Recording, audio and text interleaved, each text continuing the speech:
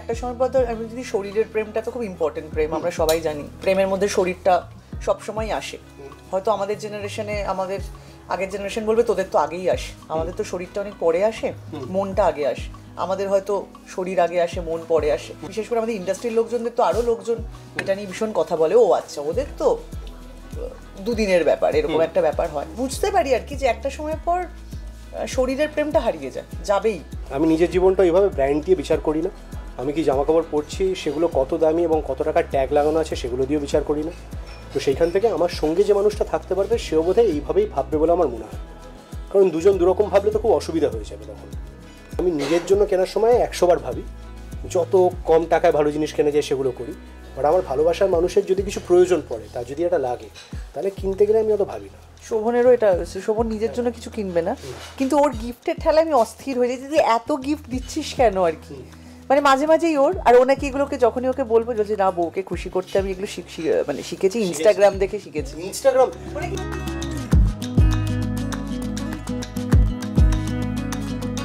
নমস্কার, আমি সোহিনী।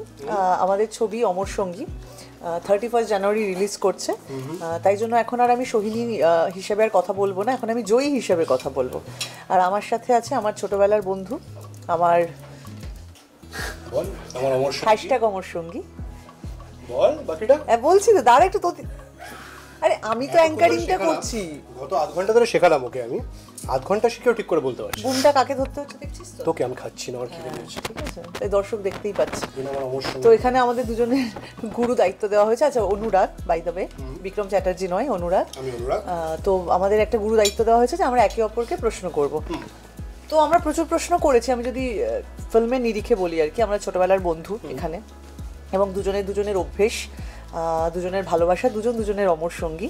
ভালো লাগছে তুই সব বলছিস, আমার শুনতেই ভালো লাগছে, তাই মিষ্টি লাগছে। তো এখানে আমরা কি প্রশ্ন করি, আমি প্রশ্ন আমাকে বলতে বলা হয়েছে, কিন্তু কি প্রশ্ন করবো জানি না। তুই তো অনেক প্রশ্ন করতে পারিস। সোহিনীর তো জীবনের ফেভারিট টাইম পাস হচ্ছে প্রশ্ন করা। তো কর। হ্যাঁ, করবো। ঠিক আছে। আচ্ছা, আমাকে বল যে ধর তুই কত সাল থেকে, মানে কত বছর হলো তুই ইন্ডাস্ট্রিতে আছিস? এটা আমার 15তম বছর। তাই 2025? 2010 থেকে শুরু, এটা 2025। তো এবছরের কোনো একটা সময় আমার 15 বছর হয়ে যাবে।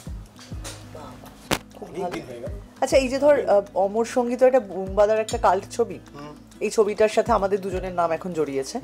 তো সেটা নিশ্চয়ই তোর খুবই ভালো লাগছে যে বুমবাদার একটা সময়, বুমবাদার এরকম একটা জনপ্রিয় ছবি, সেটা প্রচণ্ড ভালো চলেছে, গানগুলো সবার মুখে মুখে, এখনো পর্যন্ত অমর সঙ্গী বললেই বুমবাদার একটা মুখ ভেসে আসে।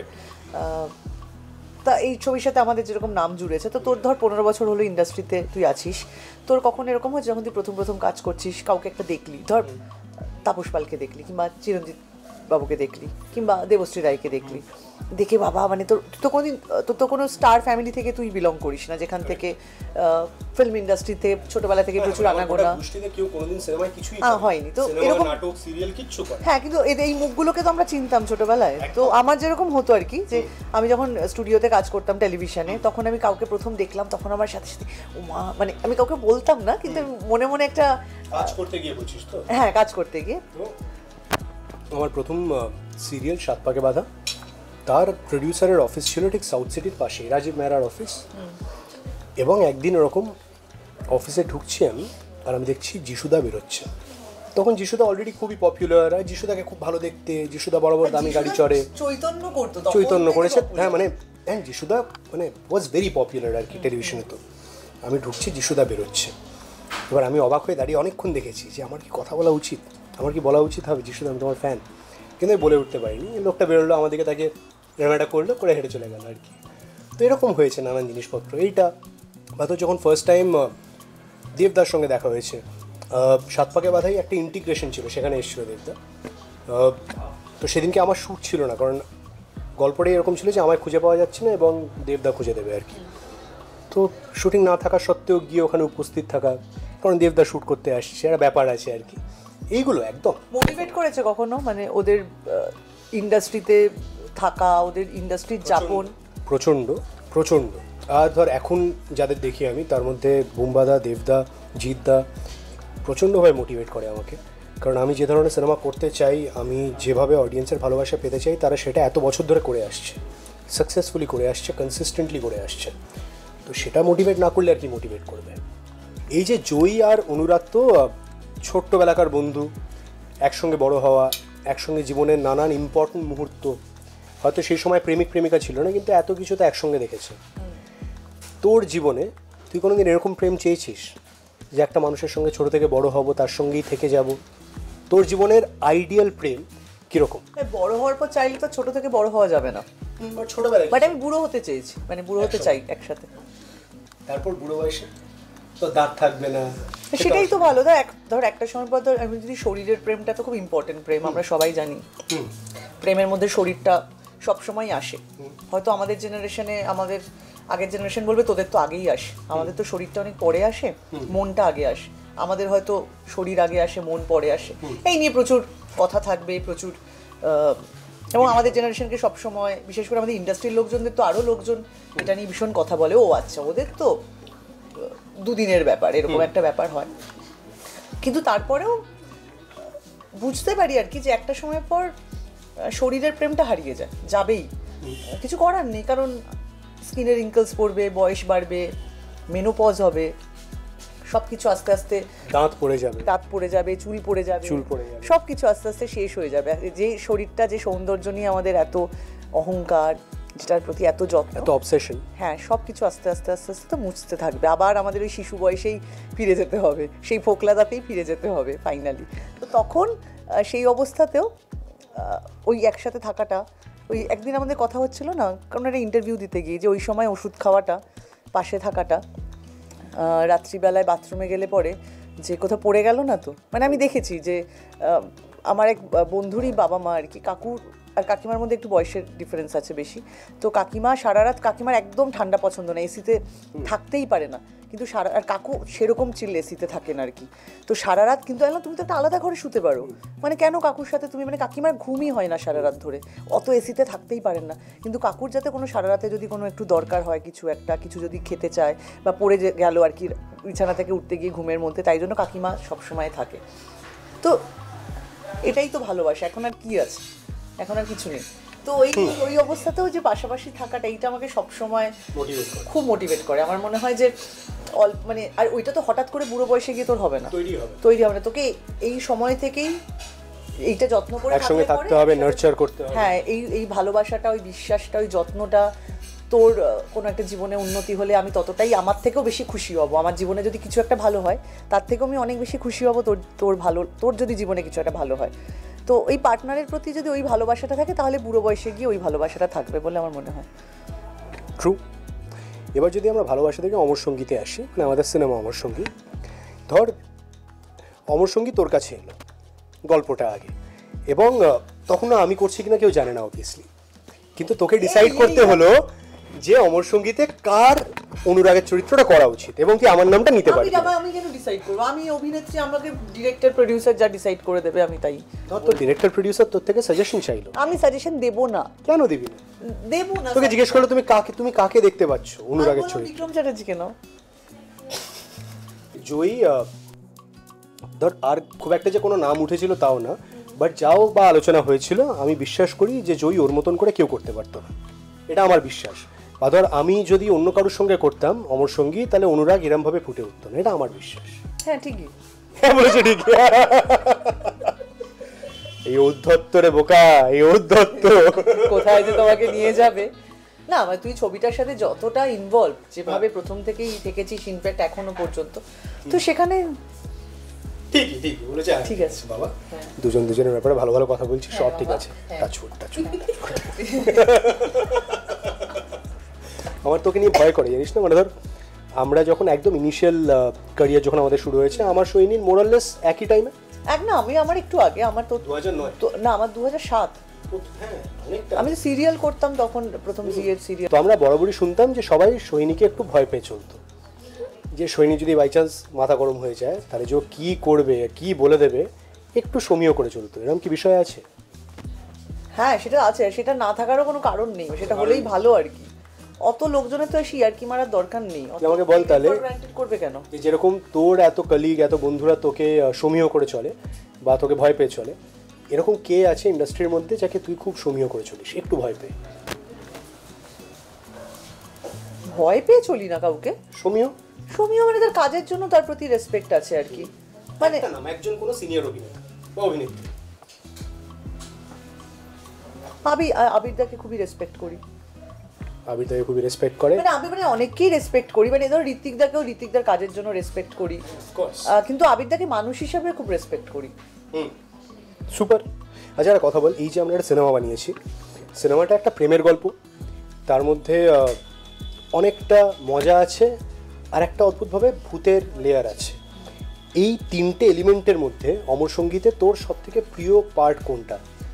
মানে তোর এই ভূতের অ্যাঙ্গেলটার জন্য সিনেমাটা প্রিয়, নাকি এই সিনেমাটা এত মানে ধর অদ্ভুত একটা ইউনিক প্রেম আছে, মানে ইমমর্টাল একটা ইউনিক প্রেম আছে সেই জন্য প্রিয়, নাকি সিনেমাটার অন্য কোনো অ্যাঙ্গেল আছে যেটার জন্য তো সিনেমাটা বেশি প্রিয়? না, আমার প্রেমের জন্যই প্রিয়।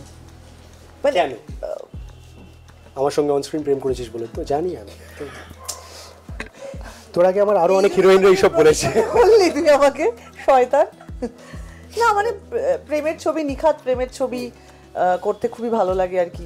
সেরকম ভাবে প্রেমের ছবি আমি করিও নি, কম করেছি প্রেমের ছবি। হ্যাঁ, আমার খুবই সব সিরিয়াস ছবি, কোথাও আমি টিচার, কোথাও লয়ার, কোথাও এর জন্য প্রতিবাদ করছি, ঠিক আছে, হ্যাঁ, না হলে খুব দুঃখী মেয়ে আর কি শেষে ঘুরে দাঁড়াচ্ছি। তো প্রেমের ছবি যেখানে আর কি দুজনে মিলে খুব আড্ডা মারছি, এই করছি, তারপরে পজেসিভনেস দেখাচ্ছি, সেইটা খুবই কম আর কি ছবিতে আমি পেয়েছি।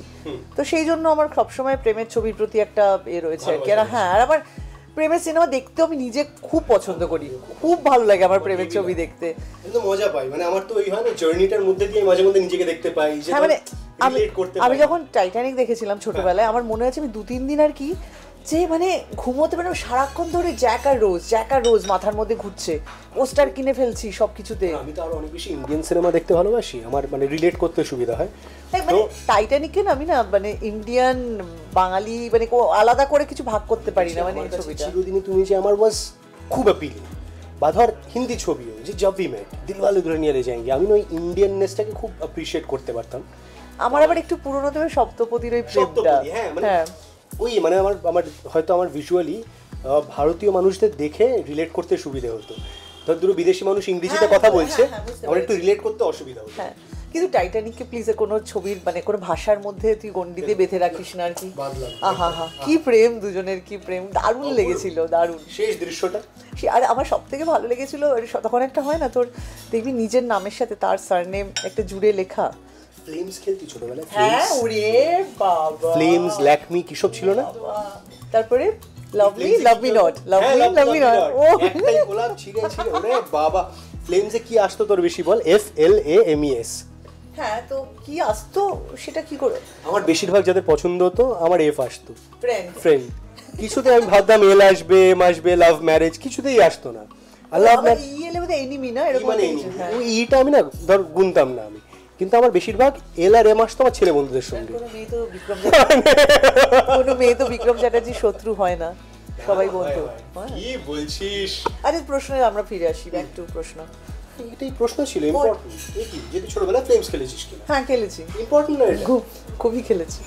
তো হ্যাঁ, তো টাইটানিকে যে লাস্টে তো যে বলে না রোজ টরসন, নিজের জ্যাকের সারনেমটা বলে, কি ভালো যে লেগেছিল। ছোটবেলায় ধর তোর খুব পছন্দের কোনো মানুষ যার সঙ্গে তোর একটু প্রেম হচ্ছে, তার সারনেম দিয়ে সিগনেচার ট্রাই করেছিস? সেটাই তো বলছি, সই ট্রাই করেছিস? হ্যাঁ, সেটাই সারাক্ষণ করতাম। কি সারনেম কি ছিল?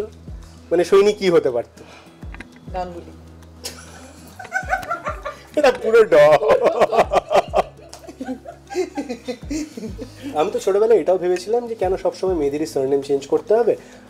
আমার খুব পছন্দের মহিলার সঙ্গে বিয়ে হলো, আমি চেঞ্জ করে নেবো সারনেম, যে বিক্রম চ্যাটার্জি থেকে অন্য কিছু হয়ে যাবে আর কি। এই যে তুই পিতৃতন্ত্রের ধারক বাহককে পুরো অস্বীকার করে দিতে এগিয়েছে, এই জন্য ভালো লাগে। প্রেমের জন্য শুধুমাত্র এইটা আমার মধ্যে ছিল একটা, কেউ ইউটিলাইজ করতে পারলো না, বুঝলি?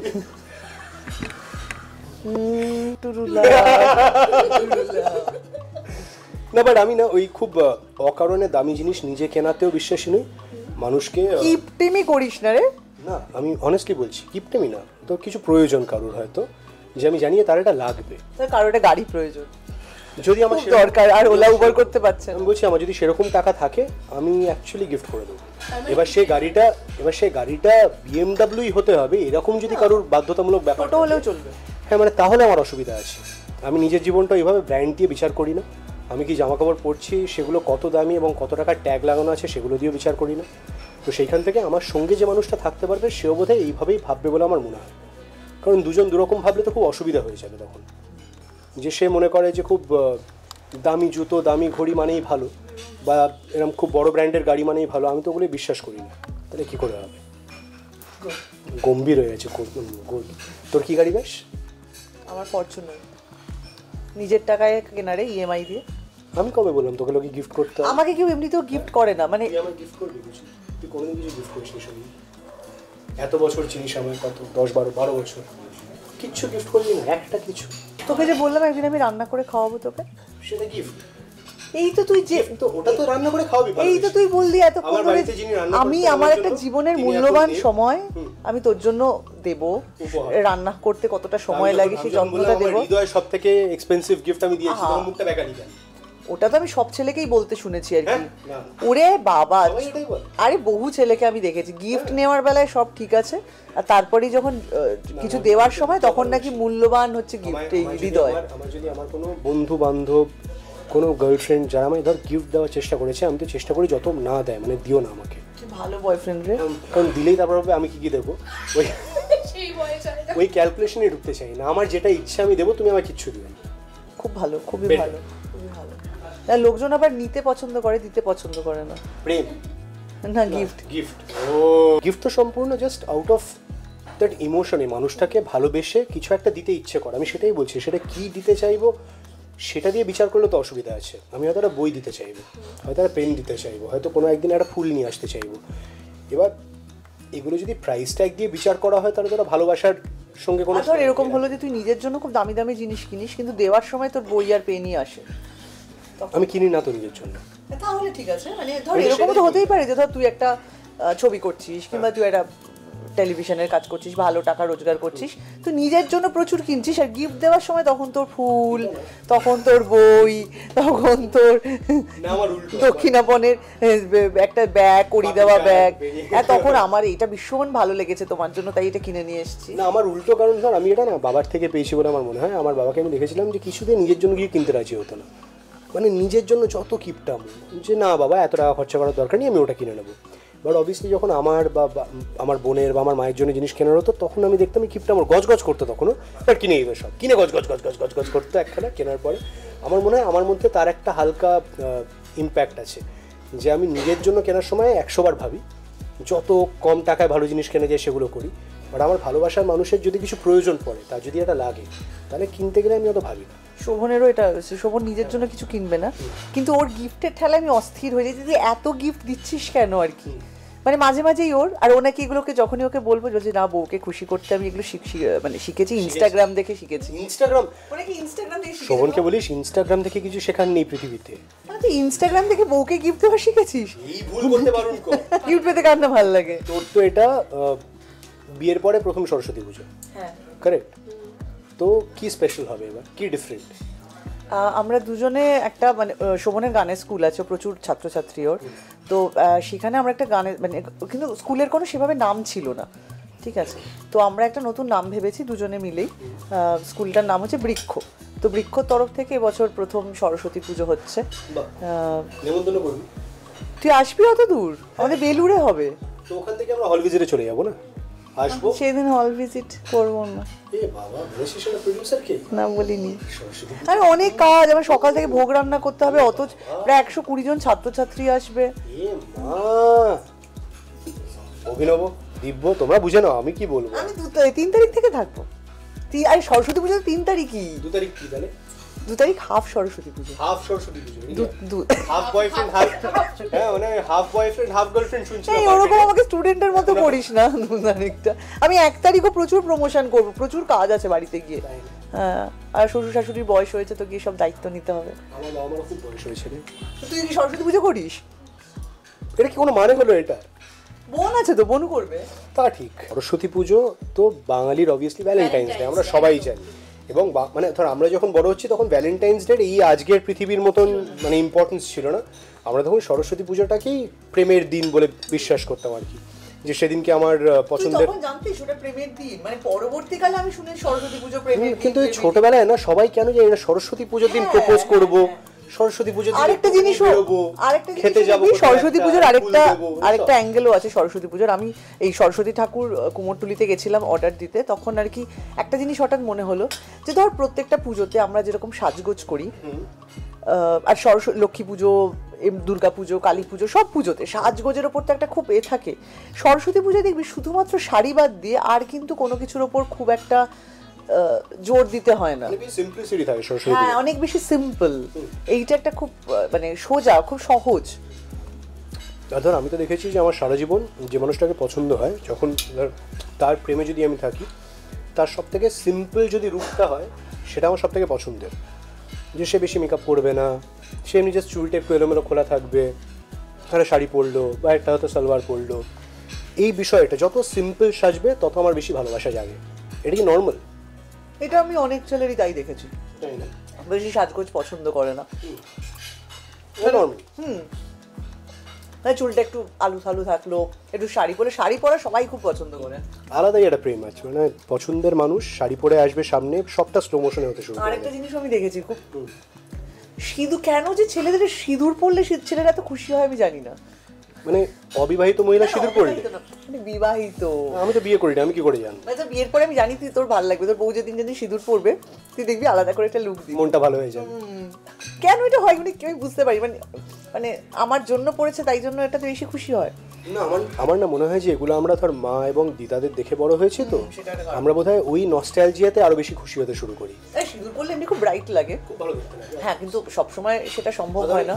টিপ পরলে খুব ভালো দেখতে লাগে, হয় না? কাজল পরলে ভালো দেখতে লাগে। এইগুলোর একটা অদ্ভুত নস্টালজিয়া তো আছেই, যে আমরা আমাদের আগের জেনারেশনদের এগুলো পরে এত সুন্দর দেখতে লাগে বলে দেখেছি, যে তার একটা ইম্প্যাক্ট আমাদের উপর রয়ে গেছে। সেই নস্টালজিয়া ধরেই সরস্বতী পুজোর প্রেম ভালোবাসার গল্প নিয়ে আমাদের এই বছরের সরস্বতী পুজোটা আরও বেশি স্পেশাল করে তুলতে আপনারা সবাই আসুন। 31 তারিখে রিলিজ করছে অমর সঙ্গী, আপনার কাছের এবং দূরের সিনেমা হলে। আপনার অমর সঙ্গীকে গিয়ে, মানে অমর সঙ্গীকে নিয়ে দেখে আসুন অমর সঙ্গী। অমর সঙ্গী না পেয়ে থাকলেও প্লিজ দেখে আসুন অমর সঙ্গী।